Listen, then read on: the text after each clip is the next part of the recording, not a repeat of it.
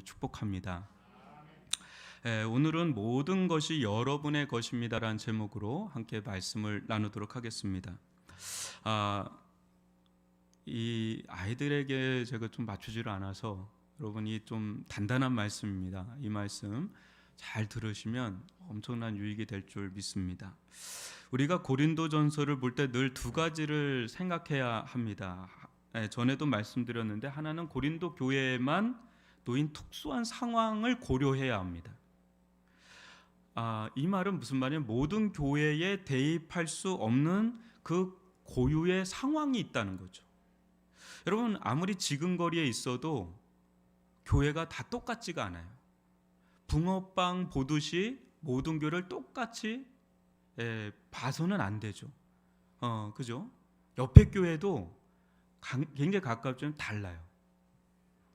또 다른 하나는 이 특수한 상황에 놓인 고린도 교회에 주어진 말씀 안에는 그럼에도 불구하고 모든 교회가 반드시 들어야만 할 보편적 진리가 담겨 있다는 겁니다. 즉 흐르는 물에 이게 사금을 우리가 채취하듯이 우리 모든 교회를 향한 하나님의 뜻을 이 말씀 속에서 발견해야 된다는 거죠. 오늘도 중요한 주제를 다루고 있습니다. 이 말씀이요, 쭉 읽어보면 알지만 어려워요. 근데 여러분도 아시다시피 영적 배입이라고 생각하고 저지라고 생각하고 고린도 교회에 준다고 하는 말씀이 이렇게 어려워요. 그러니까 저는 이걸 준비하면서 저도 읽으면서 너무 어려운데 이게 어떻게 저과 같은 수준인가 할 정도로 이 말씀의 세계가 얼마나 깊고 넓은지 세상 깨닫게 되는 그런 말씀이었는데요. 오늘 말씀을 제가 찬찬히 이제 나가 볼 테니까 잘 따라오시면 우리의 신앙의 로드맵이 좀 생기면서 교회의 로드맵이 생깁니다. 그러면서 엄청난 유익이 될 줄 믿습니다. 여러분, 먼저 16, 17절을 교독으로 한번 읽어볼게요. 너희는 너희가 하나님의 성전인 것과 하나님의 성령이 너희 안에 계시는 것을 알지 못하느냐. 누구든지 하나님의 성전을 더럽히면 하나님이 그 사람을 멸하시리라. 하나님의 성전은 거룩하니 너희도 그러하니라. 지난주에 이제 제가 말씀을 드렸다시피 그 사람이 뭐 신자이든 불신자이든 어느 누구도 하나님과 교회와 상관없는 인생은 한 사람도 없다고 말씀을 드린 걸 기억을 하실까요? 지난주에 했습니다. 여기서 이제 사도 바울은 믿는 자들도 마지막 인생에 결산할 때가 오는데 그때 금과 은 보석같이 하나님의 심판의 불이 임하여도 소멸하지 않고 상을 받을 자들, 또 나무와 풀, 집과 같이 아무것도 남지 않고 불타버리자 가까스로 구원받는 자들로 이렇게 나뉜다, 갈라진다는 말씀을 지난주에 말씀을 드렸어요. 오늘은 가치 있는 인생, 또 무가치한 인생을 넘어서 오늘 좀 부담스러울 수 있는데 파멸적인 인생을 좀 다룹니다. 이 대목에서 말씀을 보면 솔직히 좀 무시무시합니다. 오늘 처음 참석한 분들은 이거 잘못 왔다 그럴 수 있는, 무시무시해요. 여러분, 특히 17절 한번 보세요. 누구든지 하나님의 성전을 더럽히면 하나님이 그 사람을 멸하시리라. 하나님의 성전은 거룩하니 너희도 그러하니라. 여러분, 좀 무시무시하지 않나요? 이 대목 보면. 근데 이 대목에 논란거리가 좀 많습니다. 우리는 한 번 구원받으면 영원히 구원받는다는 성도의 견인교리를 믿습니다. 그죠? 한 번 구원받으면 영원한 구원, 그러니까 구원이 박탈되는 법은 없다라는 걸 믿죠. 그런데 여기 하나님의 성전, 즉 거룩한 교회를 더럽히면 하나님이 그 사람을 멸하시리라. 이 말씀이 이제는 논란거리가 되는 거죠. 구원받았어도 이런 일을 저지르면 구원받지 못하는가 싶은 거죠. 대다수의 정통한 신학자와 목회자들은 이 말씀을 이렇게 해석을 하는데요.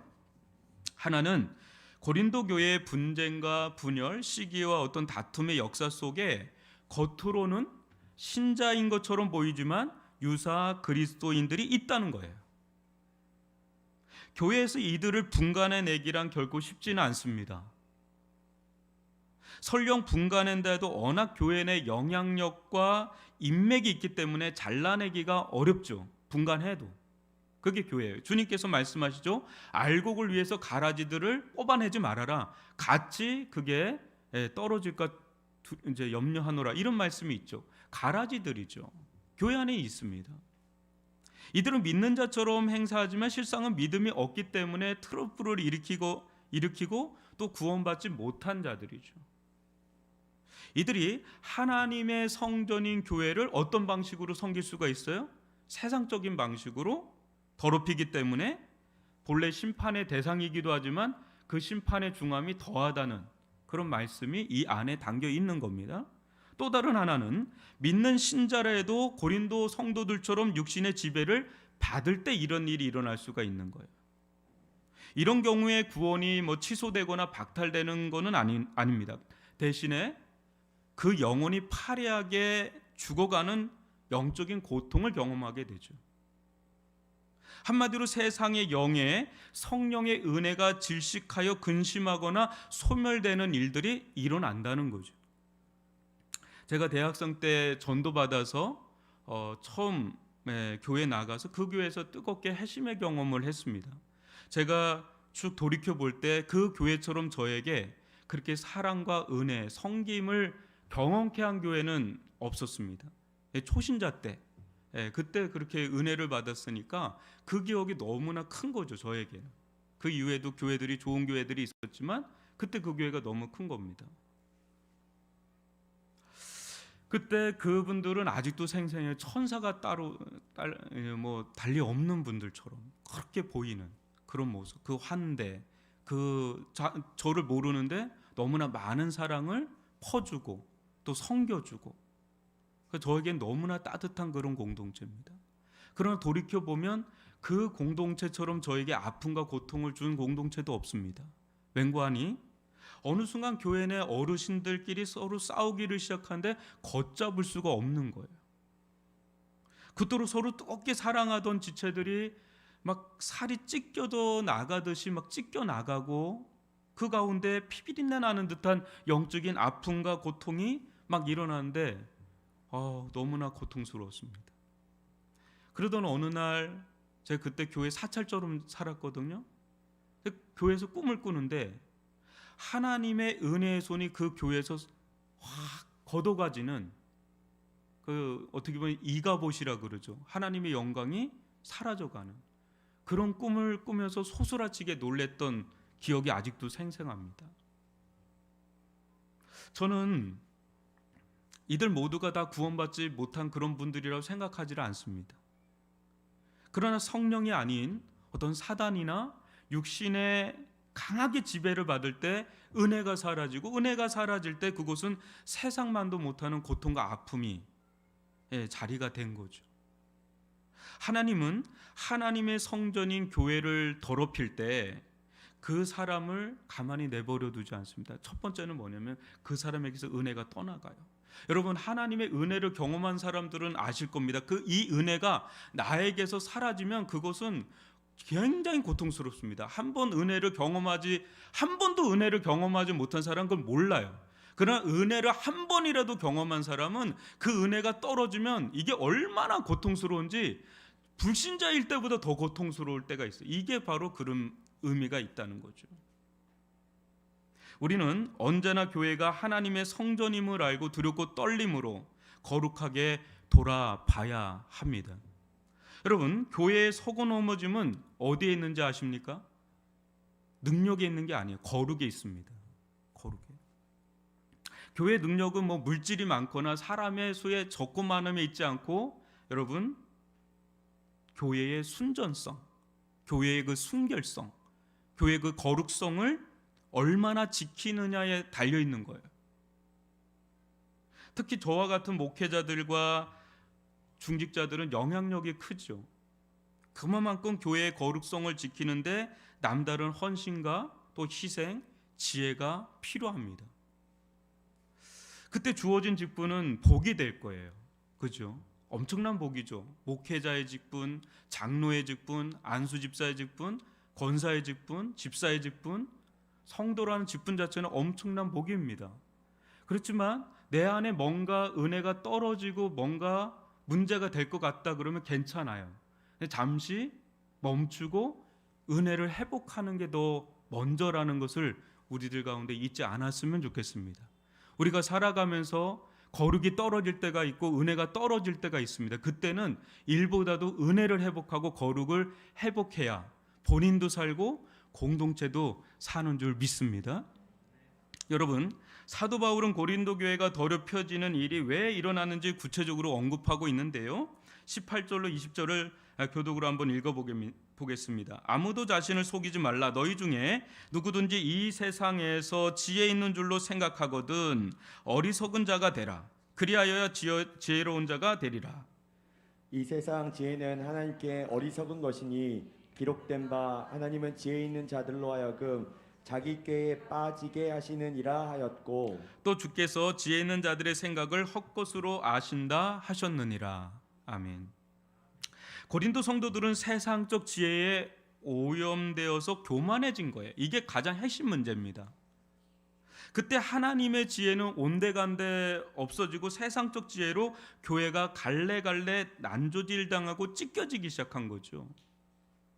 예수가 누구신지, 예수의 십자가의 복음이 무엇을 의미하는지, 또 그로 말미암아 세워진 교회가 어떤 곳인지 모른 채 세상 관점으로 마치 우상을 섬기듯이 나는 바울파다, 나는 아볼로파다, 나는 게바파다, 나는 그리스도 직동파다 하면서 분란과 불파를 일으킨 것입니다. 이들의 가장 큰 문제는 스스로 지혜롭다고 여긴 것입니다. 문제는 공동체에 이런 사람들이 하나둘이 아닌 거예요. 서로 자기가 제일 잘난 것으로 착각하고 있었습니다. 그때 소위 지혜로운 자들로 가득 차 있는 공동체인데 신기하게도 문제가 끊이지가 않는 거예요. 놀랍게도 문제가 해결이 안 돼요. 문제를 해결할 능력이 없는 거예요. 또 다 지혜로운 자들로 모여 있는데 조용할 날이 없습니다. 서로 시기하고 다투고 판단하고 정죄하고 분쟁과 분열이 일어납니다. 왜 그렇죠? 서로 잘났기 때문에 그래요. 서로 내가 지혜롭다 생각하기 때문에 그래요. 그때 세상 누구보다 지혜로운 것처럼 여겼으나 실상은 뭐예요? 가장 어리석은 공동체로 전락해버리는 게 이 고린도 교회 공동체입니다. 지혜로운 자는 여러분 어떤 자입니까? 지혜로운 자. 지혜로운 자는 어떤 자죠? 여러분, 자신이 지혜롭지 않다는 것을 알고 인정하는 자예요. 근데 이게 쉽지 않거든요. 여러분, 그러기에 지혜로운 자는 겸손한 자입니다. 겸손한 자. 겸손한 사람은 어디를 가든 무엇을 하든 또 누구를 만나든 어떤 자인지 아세요? 끊임없이 배우는 자예요. 그죠? 끊임없이 배우는 자. 배우는 자가 가장 무서운 자입니다. 겸손한 사람은 경청하는 자입니다. 겸손한 사람은 이해하려 애쓰는 자입니다. 겸손한 자는 언뜻 보면 바보 같아요. 또 별 볼 일 없는 것 같아요. 근데 시간이 지나면 지혜로운 빛을 두각을 나타내요. 왜? 끊임없이 배우니까. 끊임없이 경청하고 끊임없이 이해하고 끊임없이 낮아서서 보고. 겸손한 자가 무서운 자고 그 사람이 지혜로운 자입니다. 하나님은 스스로 지혜롭다 여기는 자들을 내버려 두세요. 자기 꾀에 자기가 넘어지게 내버려 두십니다. 나중에 자신이 어떠한 자인지를 이제 깨닫게 하려고. 왜? 말해서는 잘 못 들으니까. 여러분, 하나님께서 교만한 사람에게 말씀을 하지 않을까요? 고린도 교회 성도들에게 말씀을 하지 않았을까요? 하셨죠. 근데 자기 생각으로 꽉 차 있으니까, 나는 지혜롭다라는 생각으로 꽉 차 있으니까 들리지가 않는 거예요. 교만한 자는 절대 묻지 않습니다. 가르치려고 하지 듣지 않습니다. 배우려고 하지 않죠. 자기가 답을 내고 자기가 답을 결정합니다. 하나님은 그러할 때 스스로 깨달을 때까지 내버려 두시는 거예요. 힘이 빠질 때까지. 그리고 물을 때까지. 20절을 보시면 결국 하나님은 스스로 지혜롭다 여기는 자들의 생각을 헛것으로 만들어버리는, 지금 고린도 교회는 서신서에 나와 있는 모든 교회 중에 가장 어리석은 공동체로 낙인 찍힌 그런 공동체. 참 아이러니하죠. 사랑하는 성도 여러분, 우리 모두가 가장 경계해야 될 영적인 대상 1호는 교만이에요. 교만. 내 경험, 내 경륜, 내 학력, 내 성과, 내 재산, 내 성공, 내 인맥, 이거 믿고 기고만장해서 세상에서 하듯이 교회에서 하면 될 것 같은데 교회는 그렇게 되는 데가 아니거든요. 본인도 타인도 큰 고통과 아픔에 빠지게 되죠. 이상하다. 세상에서는 내가 됐는데 왜 여기서는 안 되지? 여기는 믿음으로 되는 데거든요. 여긴 거룩으로 되는 데거든요. 여기는 은혜로 되는 데거든요. 여기는 겸손으로 되는 데거든요. 왜? 하나님의 나라니까. 교회와 세상은 좀 다른 점이 너무나 많죠. 예수님의 길은 세상 사람들이 볼 때는 바보들의 길이에요. 바보들도 그런 바보 천치들이 없을 정도로. 세상은 우리에게 거지 나사로와 부자 이야기에서 누구의 길을 보통 가라 하죠? 부자의 길을 가라 하죠. 누가 거지 나사로의 길을 가라고 하겠어요? 세상에서. 그러나 성경은 거지 나사로를 높입니다. 그리고 부자는 곤두박질 치죠.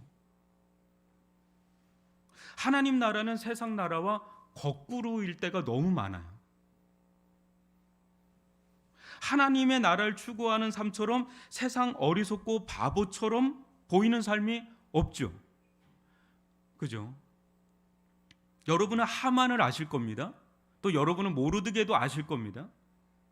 하만이 얼마나 지혜로운 자입니까? 그러나 보십시오. 하만은 자기가 만들어 놓은 사형대, 모르드게를 위해서 쓰려고 자기가 만들어 놨는데 거기에 본인이 달려버리는, 스스로 지혜롭다 하지만 헛것으로 만들어버리는 그 하나님의 역전의 은혜. 여러분은 다니엘을 알 거예요. 그죠? 그리고 여러분은 다니엘을 사자굴에 빠뜨린 수많은 신하들을 아실 겁니다. 다니엘은 너무 바보 같은 길을 가요. 모르드게도 마찬가지고요. 여러분, 그럼 하나님은 어때요? 다 역전시켜버리죠. 우리 하나님은 역전의 하나님인 줄 믿습니다.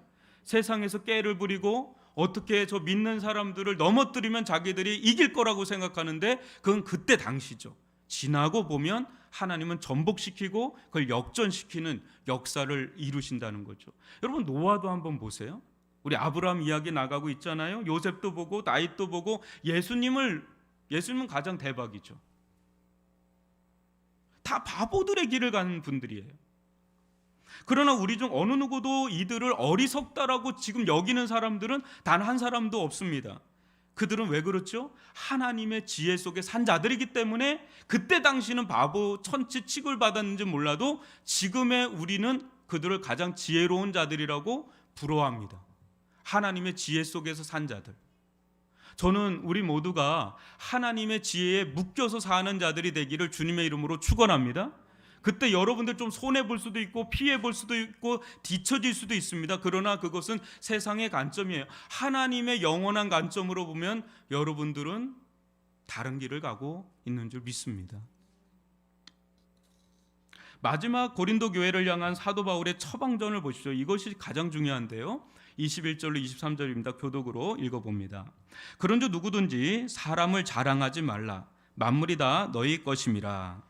바울이나 아볼로나 게바나 세계나 생명이나 사망이나 지금 것이나 장래 것이나 다 너희의 것이요 너희는 그리스도의 것이요 그리스도는 하나님의 것이니라. 이들이 가장 현명하게 선택한 것이 있다면 스스로가요. 자기들 스스로가 기독교 역사상 가장 위대한 사도라 할 수 있는 바울을 내가 선택했다. 베드로를 내가 선택했다. 아볼로를 내가 선택했다. 그리고 이들을 중심으로 따른 것이 자기들이 볼 때는 가장 현명하고 지혜로운 선택이라고 여겼거든요. 근데 이것이 최악의 선택입니다. 여러분, 이들은 지혜롭게 생각했는지 몰라요. 세상적으로. 근데 영적으로는 무지한 거예요. 무식했던 거죠. 왜 그런가? 한번 보시면 이들은 만물이 다 자신들의 것임을 알지를 못했습니다. 이게 가장 중요해요. 뭐라고요? 만물이 다 누구 거라고요? 여러분의 것이다. 우리의 것이다. 여러분, 바울도 아볼로도 베드로도 어떤 자들이에요? 하나님께서 그들을 위해서 보내주신 선물들이거든요. 그 공동체. 그런데 어느 특정 선물만 내 거라고 생각을 하고 나머지 그 엄청난 선물들을 다 누리질 못하는 거예요. 나는 아볼로다라면 아볼로만 누리는 거예요. 바울 엄청난 사람인데 바울을 놓쳐버려요. 게바를 놓쳐버려요. 베드로를 놓쳐버려요. 한 사람만 너무 우상시 택하다 보니까 이렇게 하나님께서 이 공동체에 엄청난 축복의 선물들을 주는데 이걸 놓쳐버리는 거예요. 근데 정작 문제는 뭐냐면 실은 아볼로파도 아볼로와 상관이 없어요. 아볼로는 그런 자가 아니거든. 바울을 온전히 누리지를 못해요. 왜? 바울과 상관이 없이 사니까. 바울파지만 바울을 너무 몰라요. 아볼로파지만 아볼로도 너무 몰라요. 게바파인데 게바를 너무 몰라요. 그러니까 아무것도 모르는 거죠. 이들은 너무 안타까운 공동체죠. 이들은 어떤 자들에 다 하나님께서 이들을 사랑하셔서 보내신 종들이죠. 여러분, 역사상 고린도 교회보다 더 축복을 받은 교회가 있나요? 어느 교회가 바울을 경험하고 베드로를 경험하고 아볼로를 경험하고 이렇게 경험할 수 있는 특권을 누리는 교회가 세상에 어디 있겠어요? 근데 고린도 교회는 그런 교회였거든요. 근데 이걸 다 놓쳐버려요. 하나님이 주신 선물인데 이걸 다 놓쳐버리는 거죠. 여러분 알잖아요. 바울이 어떤 자인지, 베드로가 어떤 자인지, 아볼로가 어떤 자인지 말이죠. 근데 이들이 이 사람들을 다 놓치면서 진짜 놓치는 건 누구예요? 예수까지도 놓쳐버리죠. 그렇다면 여러분, 이들은 아볼로파다 바울파다 게바파다 막 했는데 진짜 이들이 붙잡고 있었던 건 뭘까요? 정작 바울도 게바도 베드로도 아니에요. 왜냐하면 이들은 다 그 중심에 예수가 있었거든요. 그 이들이 그런 붙잡은 실체가 그럼 뭐냐? 알고 들어가면 헛된 세상 자랑을 붙잡고 있었던 거죠. 세상 지혜를 붙잡고 있었던 거죠. 세상의 과시, 어떤 세상의 능력, 그거를 붙잡다가 정작 중요한 것들은 다 놓쳐버린 공동체가 바로 고린도 교회 공동체다라는 거죠. 그러면서 불 가운데서 가까스로 구원을 받거나 멸망으로 가는 길이 되는 너무너무 안타까운 공동체를 바라보면서 눈물로 쓴 서신서가 이 고린도전서예요. 사도 바울은 하나님의 지혜를 가르치는 거 뭐라고 가르치냐면 수많은 하나님의 종들도 다 너희 것이다. 세계나 생명이나 사망이나 지금 것이나 장래 것이나 모든 것이 다 너희 것이니 마음껏 누려라라는 거죠. 너희는 절대 이 세상 그 누구의 것처럼 살지 말아라. 아볼로의 것도 아니고 바울의 것도 아니고 게바의 것도 아니다. 그들은 다 너희 것이다. 오히려 그리고 너희는 하나님의 것으로 하나님의 모든 것을 다 누릴 수 있는 자격이 있다. 하나님의 자녀니까. 오직 너희에게 소유권을 주장할 수 있는 그리스도 예수밖에 없으니 엉뚱하게 주객 전도된 삶을 살지 말고 하나님께서 주신 것 다 제대로 누려라. 이게 메시지예요. 아멘이십니까? 사랑하는 성도 여러분, 만물이 다 여러분의 것입니다. 우리들의 것입니다. 믿습니까? 좀 믿음이 안 가죠? 진짜 내게 아닌 것 같으니까. 여러분, 대통령 하라고 하면 여러분 하겠습니까? 너무 감사하게도 대통령이 대신 다 해주시잖아요. 너무 감사하지 않나요? 그 자리 너무 골치 아플 것 같지 않나요? 여러분, 군인 하라고 하면 하겠습니까? 여러분 대신 다 지켜주잖아요. 우리를. 여러분, 공원도 여러분 관리하라면 여러분 관리하겠습니까? 저는 힘들어서 관리 못할 것 같아요. 창곡전 다 관리해 주잖아요. 위례. 너무 감사해요. 하나님께서요, 눈을 떠서 이렇게 보면은 너무 감사해. 내 건 없는데 너무 감사해. 다 주신 거예요. 우리에게. 경찰도 주시고 군인도 주시고 대통령도 주시고. 여러분, 우리에게 다 주신 게 한두 가지가 아닙니다. 별로 믿기지 않는 듯한 얼굴들인데 내 손에 들어와야 내 겁니다. 이런 느낌인데 여러분, 설악산 다 관리해 주잖아요. 그 수억을 들이면서 보라고 그러잖아요. 다 마음껏 누리라고 주시는 겁니다. 여러분, 목사도 여러분 어떻습니까? 목회자도 다 여러분의 것입니다. 여러분의 것이.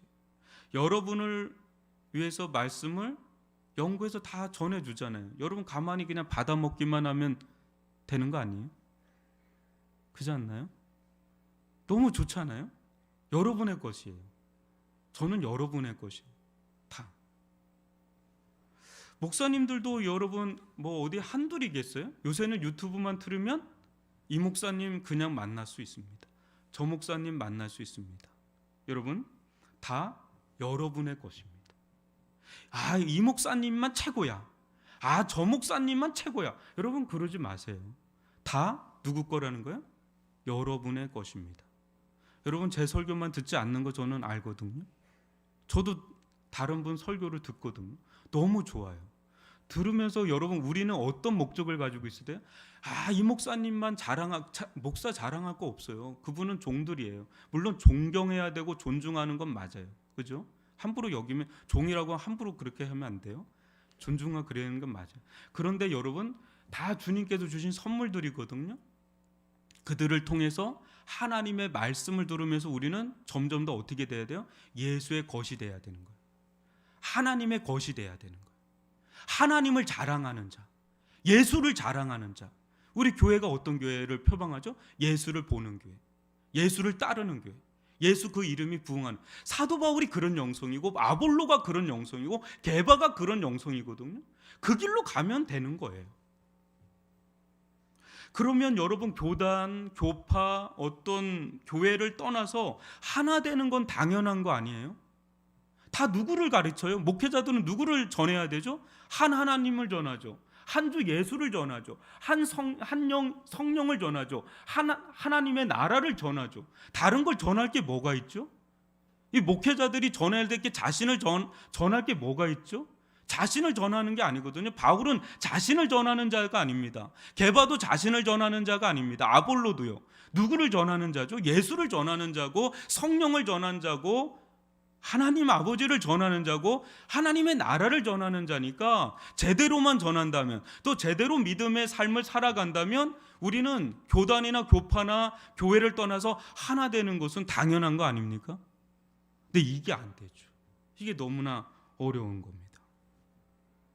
여러분, 우리가 죽음을 통과합니다. 그죠? 죽음은 너무나 고통스러운 자리거든요. 그러나 죽음을 통과하면서 우리는 생명이나 또 장래 것이나 또 지금 것이나 모든 게 다 우리 것으로 진짜로 실현되는, 하나님께서 장차 우리 죽으면 다 내려놓고 가잖아요. 근데요, 신자의 죽음은 내려놓는 게 아니에요. 신자는 죽음을 통과하면서 하나님과 함께 영원토록 왕노릇하는, 비로소 진정한 소유로 들어가는, 그래서 이 말을 하는 겁니다. 사망이나 생명이나 장래 것이나 현재 것이나 모든 게 다 너희 것이 돼버리는, 종말론적인 사고를 얘기하고 있는, 다 우리 것이 되어버리는. 여러분, 그러니까 참 지혜를 가지고 사는 게 너무너무 중요한 겁니다. 인생 열심히 살았어요. 너무 지혜롭게 산다고 살았는데 마지막 때인데 그게 다 불타버리면 그것보다 허망한 게 없지 않습니까? 참된 지혜를 가지고 살아가라는 거예요. 하나님의 뜻을 가지고 살아가라는 거예요. 그럴 때 다 너희 것이 되어버린다는 거죠. 여러분, 교회도 다 여러분의 것이고 하나님의 나라도 다 여러분의 것이고 모든 게 다 우리들의 것이 되어버리는, 다만 우리는 또 예수의 것이 되고 예수는 또 하나님의 것이니까 이게 하나님 안에서 모든 게 하나가 되는. 그러니까 지혜가 뭡니까? 나뉘는 건 지혜가 아닙니다. 주의 은혜로 하나가 되는 것, 주의 사랑 안에서 하나가 되는 것, 그 안에서 예수를 자랑하고 하나님을 자랑하고 예수를 중심으로 삼고 하나님을 중심으로 삼는 것. 그럴 때 여러분, 그 교회는 금과 은과 보석과 같은 아름다운 은혜들로 치장이 되면서 그 어떤 것도 흔들 수 없는, 그 어떤 하나님의 심판의 불도 불태울 수 없는 그 공력이 다 그대로 남는 그런 견고한 하나님의 집으로 그 성도, 그 하나님의 집인 교회도 서게 될 줄 믿습니다. 저는 우리 위례중앙교회가 그런 교회로 든든하게 서 나가기를 주님의 이름으로 축복합니다. 우리 교회에서는 예수만 자랑하고요, 예수를 좀 따라가고요, 예수를 보고 예수 그 이름이 부응하는 어떤 한두 사람이 막 주목을 받는 게 아니라 그 사람들은 다 하나님께서 쓰임 받는 종들이죠. 그죠? 그리고 내 것이 다 하나님의 것이니까 마음껏 하나님께 쓰임 받는 인생, 그거는요 여러분들로 하여금 금과 은과 보석 같은 진짜 인생의 결산대에 열매를 맺게 만드는 그런 인생의 열매가 되게 한단 말이죠.